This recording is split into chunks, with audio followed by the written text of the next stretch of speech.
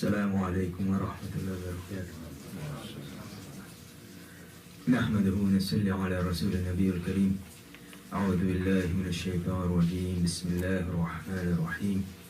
الحمد لله رب العالمين الرحمن الرحيم مالك يوم الدين إياك نعبد وإياك نستعين اهدنا الصراط المستقيم صراط الذين أنعمت عليهم غير المغضوب عليهم ولا الضالين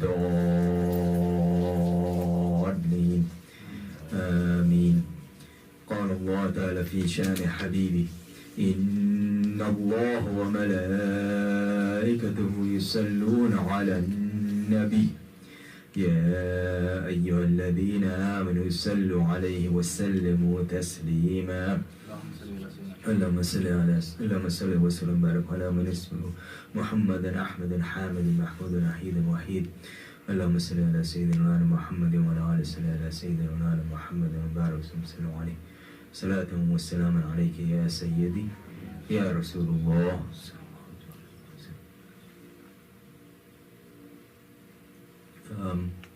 Now last week we were talking about things that are going on, as we've been talking about that for the past few weeks. And as we mentioned last week, Allah subhanahu wa ta'ala and Rasulullah sallallahu alaihi wasallam have already told us everything. And everything we need to know, everything that's happening, everything that will happen, they've already told us. And so when we look throughout the world, it should not surprise us. As we said, Rasulullah sallallahu alaihi wasallam, he said that the Khilafah will be for 30 years. So that ended with Imam Hassan alayhi salam. And then will come the age of or the time of the kings. But he didn't simply say the kings would be harsh. So if you look at the age of the kings, the overall trend was harshness. And then would come the age of the tyrants, which is what we're in now. And then will come Imam Mahdi and Isa alayhi salam. And so when we look at all of this,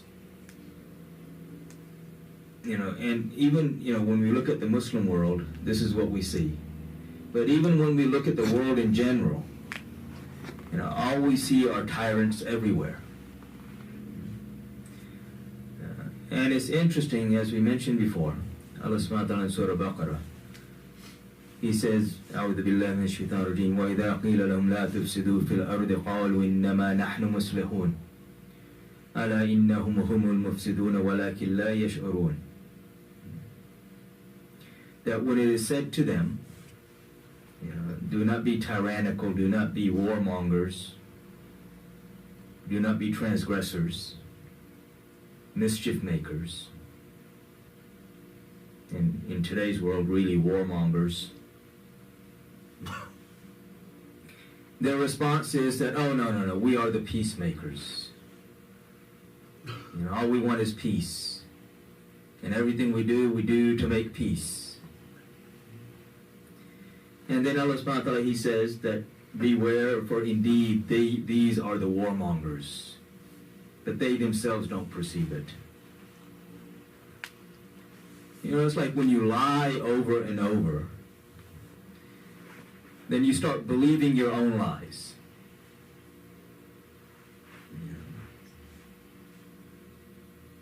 There are people, they're lying, but if you put them through a lie detector test, they would pass. Because they believe their own lie. And this is the people that we're talking about. So Allah subhanahu wa ta'ala already told us. And you look at the world today, and when you say something, all we want is peace. We're just the peacemakers.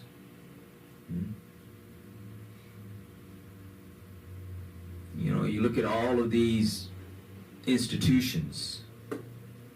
And you look at the UN itself, the history of the UN. Starting off with the League of Nations and eventually becoming the UN. The whole purpose behind the UN if you really get down to it, is to subjugate the Muslim world. And all of these splinter groups that claim to be non-political, that are really extensions of the UN, even the World Health Organization. If you look at how they've enacted policies and what they do, and if you didn't know what they did before, what happened recently in the past few years should have made it very clear. Everything is to subjugate the Muslims. Because that is the only force, the truth of Islam is the only force that they fear.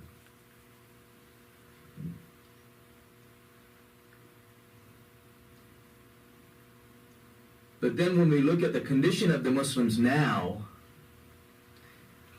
there is no more fear anymore. And this is also something that Rasulullah SAW already told us.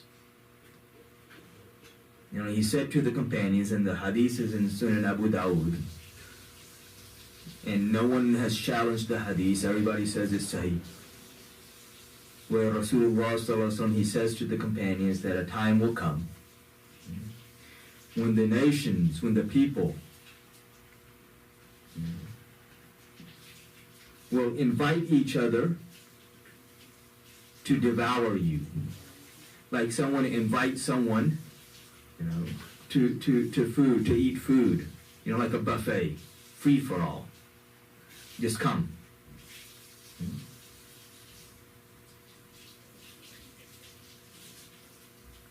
So if we look at the Muslim world past 100 years, this is exactly what we see. I mean, literally, they made cartoons about this. You know, like cartoons that they put in the newspapers, where you have different countries sitting at a table, dividing up. Oh, this is mine and this is yours.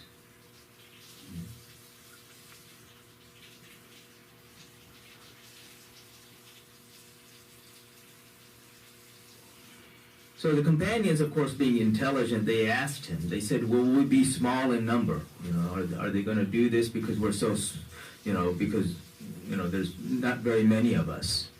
Which is interesting because during the time of Rasulullah SAW, that's when they were small in number.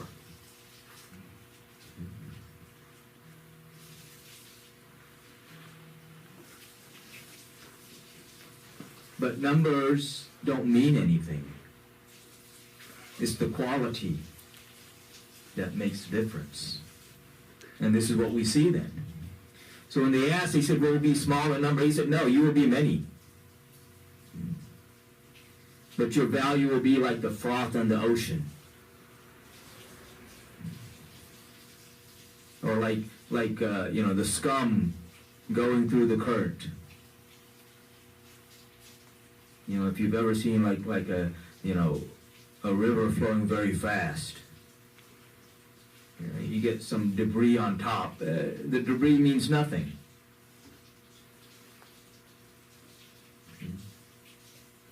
And then he says, you will be like the scum in the ocean, or like the scum on the fast current. But Allah will have taken out your fear from their hearts, from your enemies' hearts. Because of wahan. And so they asked him, Ya Rasulullah, what is wahan? He says, because in your hearts will be the hubb ad-dunya wa karahatul maut, the love of the world and the fear of death.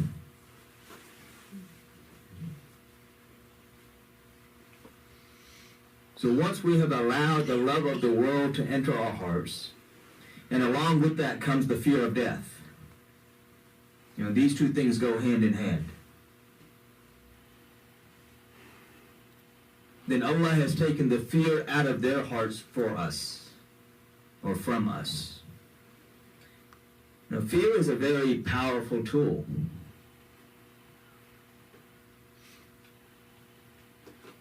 And we see this now, you know, because before they would fear that even thinking about doing something against the Muslims, you know, would make them shake.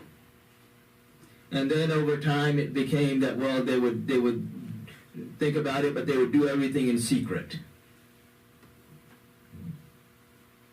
And now it's just out in the open. Absolutely no fear. And this is what we're seeing. They don't fear any repercussions for what they're doing. And openly calling for. Just kill them all.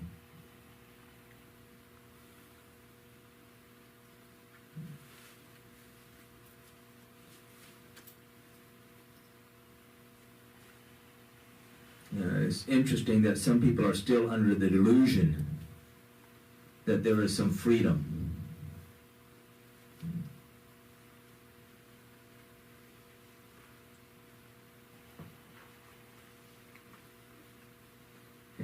We are free to do what they want us to do. And the moment we say something or do something that they don't like, finished.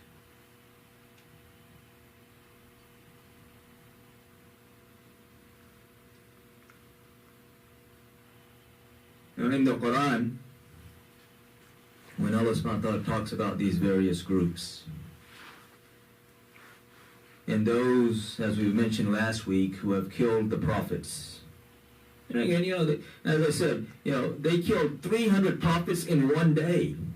A lot of us, we have this notion that, during the time there was only one prophet. No. There may have just been one Rasul, but there could be many prophets. And you think about it, Isa al-Islam, Yahya al-Islam, and Zakaria al-Islam, all at the same time.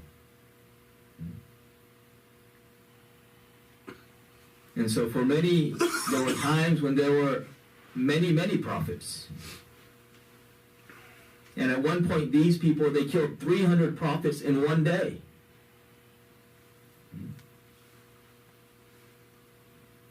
And Allah subhanahu wa ta'ala in the Quran, He says that because of this, He hardened their hearts. He made their hearts hard. Except, He says, except for a few. Those who are people of learning. People of learning simply doesn't mean just knowing something. It means knowing it and being consistent with it.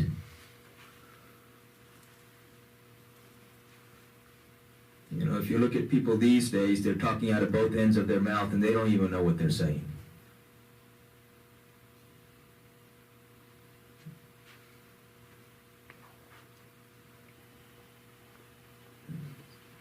But again, this is our condition, because Allah subhanahu wa ta'ala has taken the fear out of their hearts, because we have become attached to the world, and we fear death.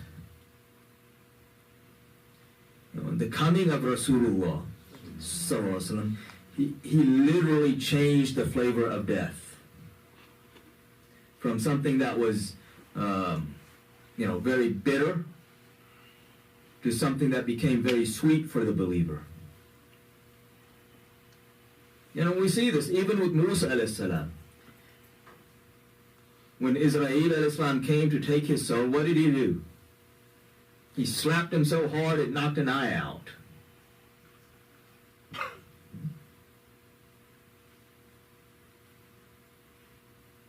And yet, when Bilal is about to pass,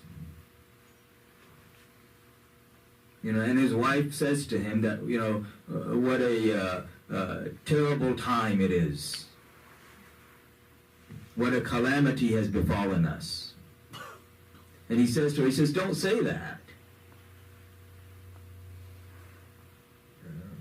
He says, this is something good, because it will connect me. It will take me and I will see Rasulullah sallallahu alaihi wasallam.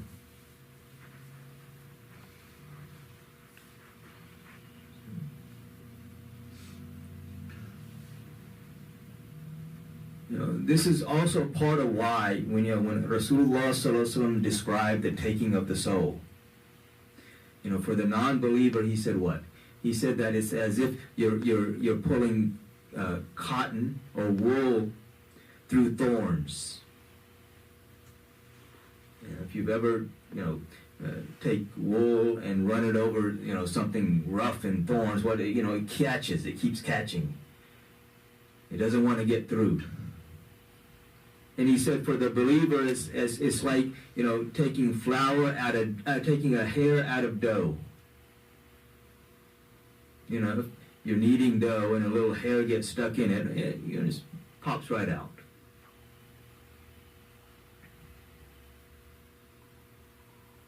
Why? Allah subhanahu wa ta'ala also in the Quran, He tells us, He says that at the time of death I make their visions very strong. Because at the time of death the person is not simply seeing this world, he's also seeing the next.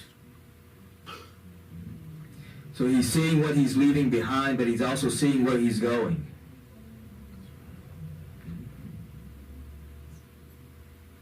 So for the disbeliever it's very difficult on both ends, because when he's seeing, because of his love for the dunya, he says, he wants to go back to it. But then when he sees what's waiting for him, he doesn't want to go there.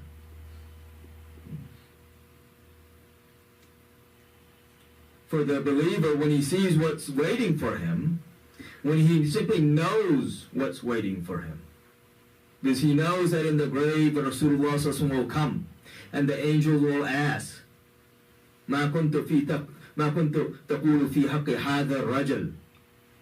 What in reality did you used to say about this man?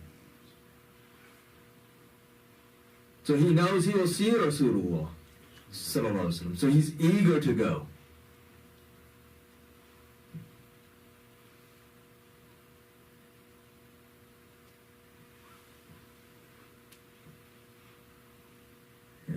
It's interesting, there was a scholar, when he read the hadith, he says he had a hard time understanding why will the soul of the believer be so easy to take. And he was thinking about this, and the Rasulullah sallallahu alaihi wasallam comes to him in his dream.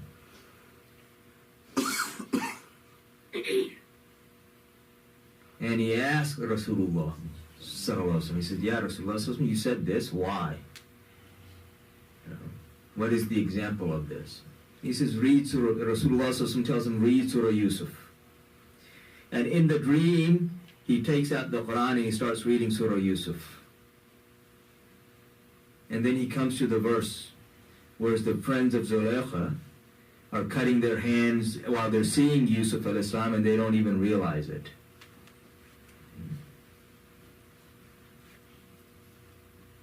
And they were in such awe of the beauty of Yusuf al-Islam that they cut their hands and they didn't even realize it. And they're saying that this is no human, this must be an angel.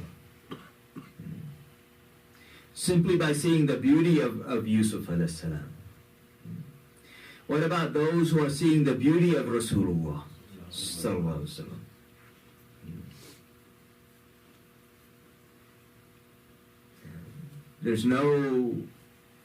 That's why then he understood, so this is why it's so easy for the believer to go.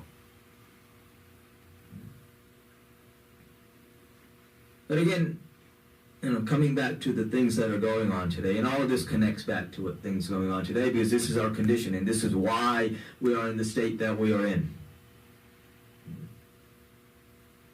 And when we see them, those who are not Muslim doing these things and saying these things and edging these things on, basically giving their approval, yes, do whatever you want.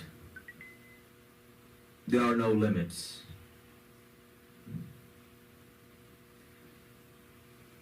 Again, these things should not surprise us. This is, again, who they are.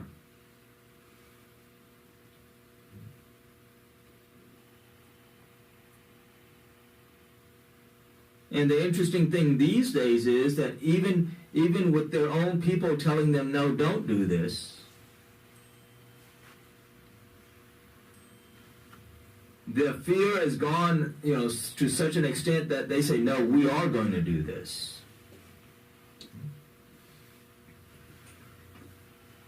But the question isn't what they're doing. The question is, what are we doing? When we look at the Muslim countries, Who is doing anything? Nothing. No one. Just lip service. And even that is subdued.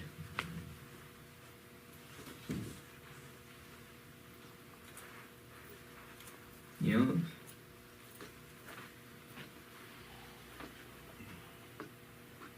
Even the relief that is waiting at the border to get in, they won't open the borders to let it in until their masters tell them, okay, now you can open the borders.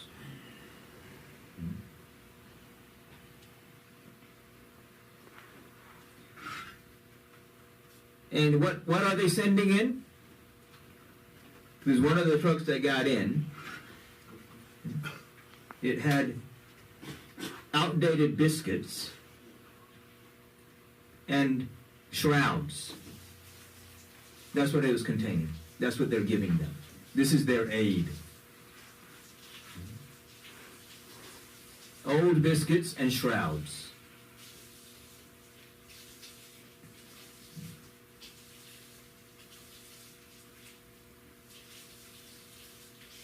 And one of the persons there, he said, may Allah, curse the Arabs before he curses the enemy. Because there's expectation.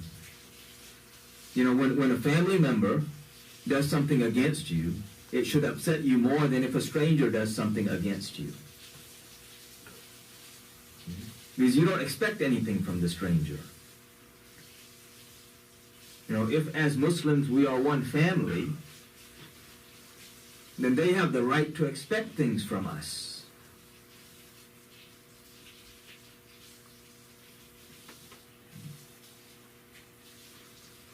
But you look at all the other so-called, again, Muslim countries. But again, as we said in the beginning, this is the age of tyrants. And every one of them is a tyrant. Without exception. They talk really good up front, and then they're making deals with the enemy in the back. And some of them aren't even doing it in the back. They're doing it up front too.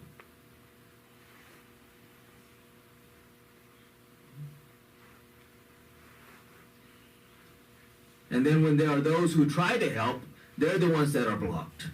By again who? Those who claim to be Muslims.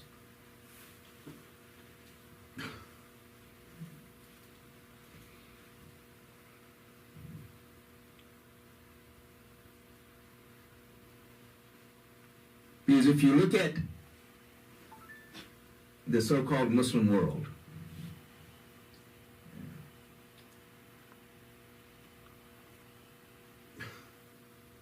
we have lost all of the connections that we need to have. And we have made connections that we are forbidden to have.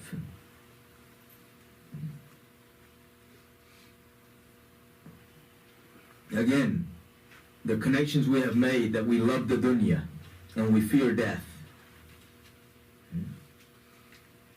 But the connections that we are supposed to have with Allah and His Messenger, sallallahu alaihi wasallam, and as an extension of that with Ahlul Bayt, with the ones that Allah and His Messenger sallallahu alaihi wasallam love, with the awliyaullah.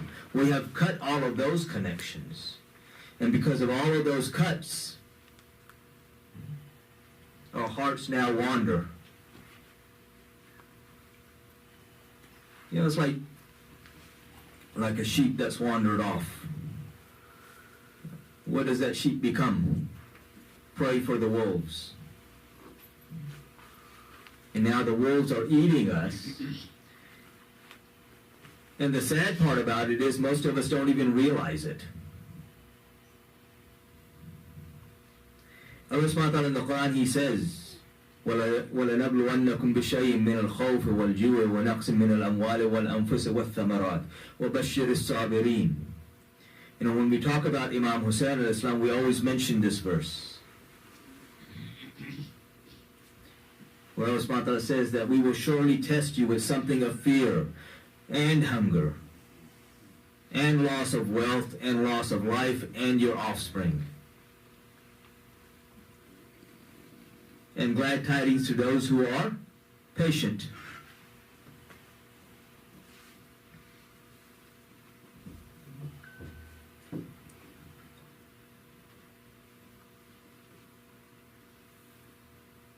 there are many who, and we look at and again, the prime example for this is the example of Imam Hussein alayhi salam. The problem is we've lost our connection with him. So how do we even know?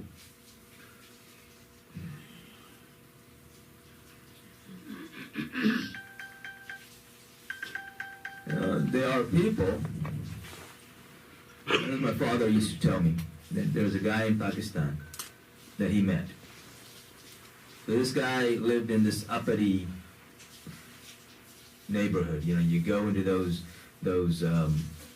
societies, and you don't even know that you're in Pakistan anymore. You think you're in Europe.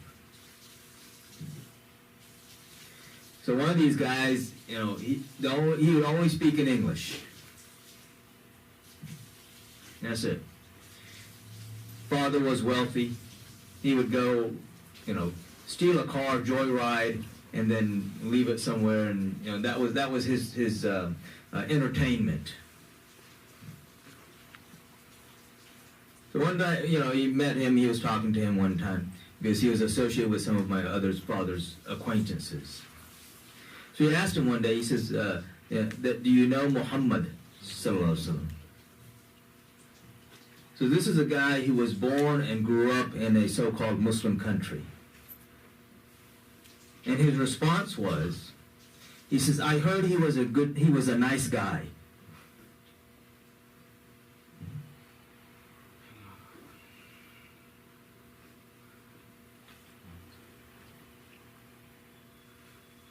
And we listen to that and we're in shock, but the sad thing is that that's not that uncommon anymore.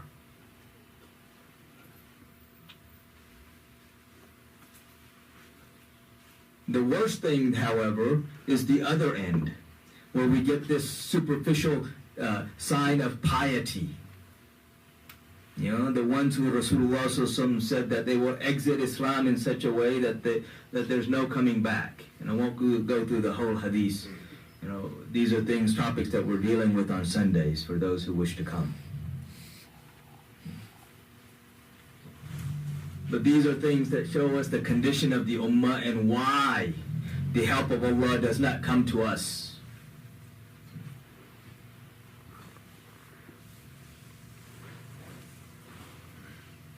When we look at those who are being martyred, Allah's help is with them because they are steadfast.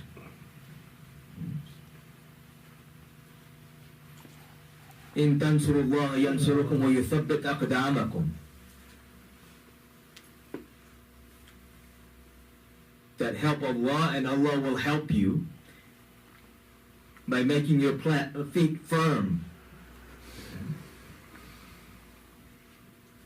And when we look at those people who are being martyred, what do their family members do? They say, Alhamdulillah. No complaints. Just sabr. Wa bashir as-sabirin.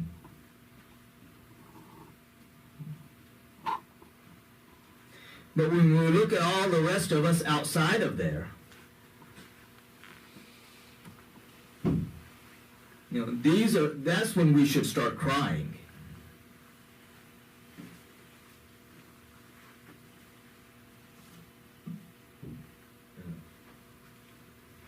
At our condition,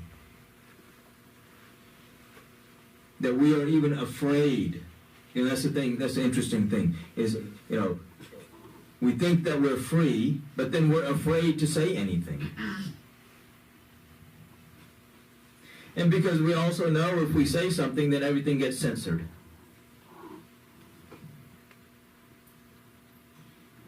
This is their freedom. You don't agree with what they want you to say. If you don't toe the line, everything gets deleted.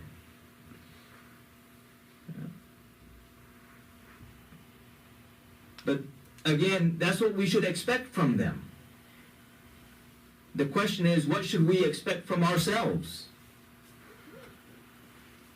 That is when we should start crying. Because we see our own condition. And the result, and everything that is happening is because of our own condition. Because of what our own hands have sent forth.